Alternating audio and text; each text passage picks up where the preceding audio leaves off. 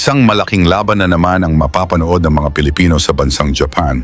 Muling sasabak sa aksyon ang tubong Cotabato na si Froilan Sniper Saludar, isang WBO Intercontinental Flyweight Champion na may matibay na record na 37 panalo at 26 na knockout.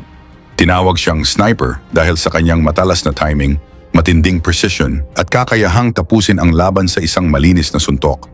Bitbit ni Saludar ang momentum mula sa 3 magkakasunod na knockout victories at ngayong ika-10 ng Hunyo 2026 muling lilipad ang bandila ng Pilipinas sa Japan.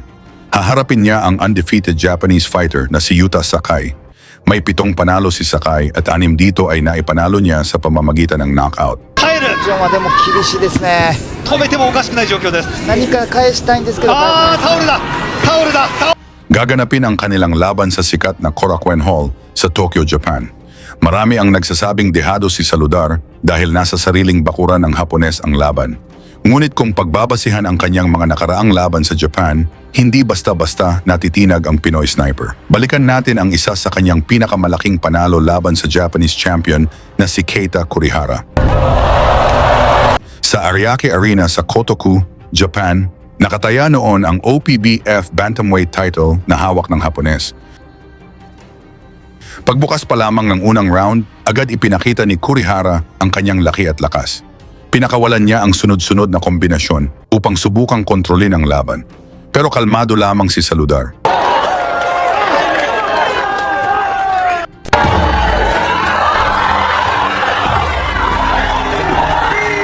At nang makita niya ang butas sa depensa, isang matinding suntok ang tumama.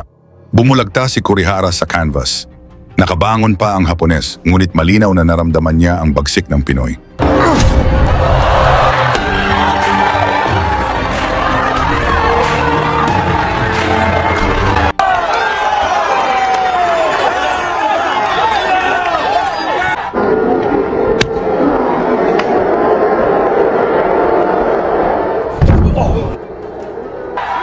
Ilang segundo lamang ang lumipas. Muling sumabog ang kamao ni Saludar. Isa na namang knockdown ang nagtulak kay Kurihara sa bingit ng pagkatalo.